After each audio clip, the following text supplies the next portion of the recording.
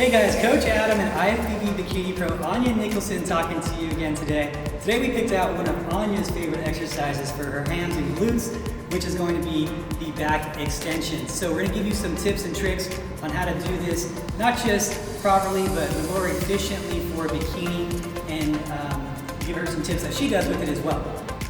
First, we're going to go into the lower back version of this. Not to teach you how the lower back version is done, but to teach you what not to do when you're trying to do it for your hamstrings and your glutes. Now, no matter what, your lower back is going to get involved here. So don't send me an email saying, hey, when I do that, I feel my lower back. You're supposed to feel your lower back, just like you're going to feel your traps when you're doing shoulder lateral raises. There's no way to avoid it. You're going to always have some of that involved. But you can minimize it and maximize other areas, and that's what we're going to do. So first, let's see the lower back version of this. Now, with the lower back version of this, it's going to be kind of like a crunchy, where she's rounding her lower back, and that's really going to target the lower back. So it's almost like a reverse crunchy. So that's all lower back, okay? So that's something we want to avoid when we're doing the hamstrings. If you want to work on your lower back, that's a great way to do it. All right, so now we're going to go into the hamstring and glute version of it. There's a couple key tips that I would like to give you, and then we'll go into what Anya's tips are, how she feels her glutes better. Now, one of the things about Anya is she has a hard time feeling her glutes on certain exercises. She's even worked with a chiropractor to help feel her glutes a little bit better, and a physical therapist to try to get her glutes to be more engaged. So she's got a lot of tips that someone maybe you who are not doing your glutes so well might benefit from. Too often people are trying to just come up through the exercise and they're not really feeling the exercise with intention. So I always say feel lifting the muscle, okay? So feel your muscle lift the weight. So you always gotta feel your muscle lift the weight. So you actually have a mind-muscle connection where you're squeezing your hamstring up, and one of the best ways of doing that is lifting from the back here. So pushing up on this, shoving the back of your calf into this as hard as you can, and lifting from here and hinging at the hips.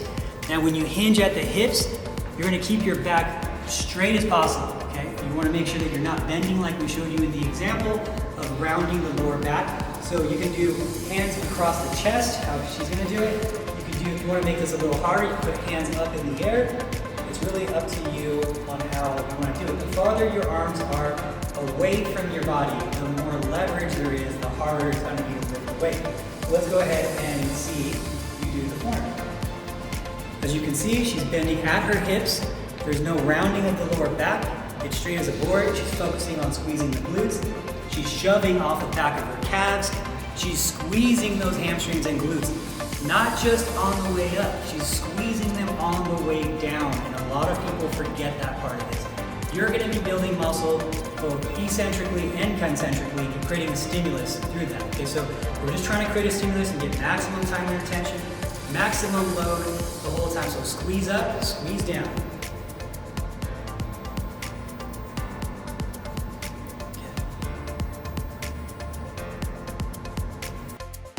So when you guys set up for the exercise, you want to make sure that the pad touches about the top of your quad. I would say like an inch or two below that.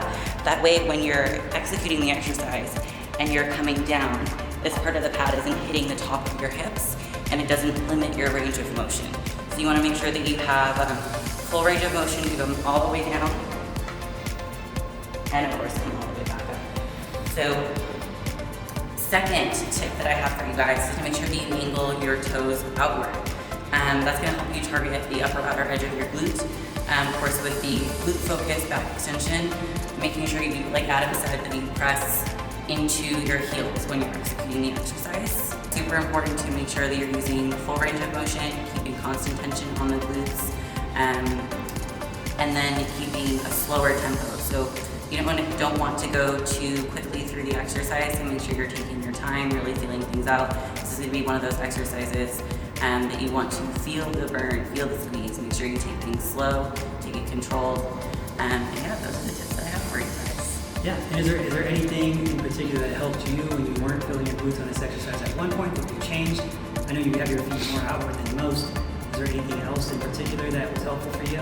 Actually, yes. So apart from angling my toes outward, I try and set up my hips for the exercise by tucking my hips under. So holding more of a posterior pelvic tilt, whereas before I didn't do that and didn't set me up correctly one of the other things I've found that helps people with feeling their hamstrings a little bit more is to have a slight bend to their knee when they're in this, and it really, really helps target that hamstring. People say they feel it more on their lower hamstring. We've actually used EMG sensors on the back of people's legs to test this, and I did get higher rates of hamstrings going off than prior with the leg straight. So I don't know if that was a case-per-case basis, but give it a try. Anyway, that's what we got for you guys this time. Remember, keep those questions coming in. Send me a text directly and I'll answer these questions, show you your favorite exercise. If you're having problems with an exercise and you want me to cover that, shoot that in to me too. Happy to do it with the lovely Anya Nicholson. We'll talk to you guys next time.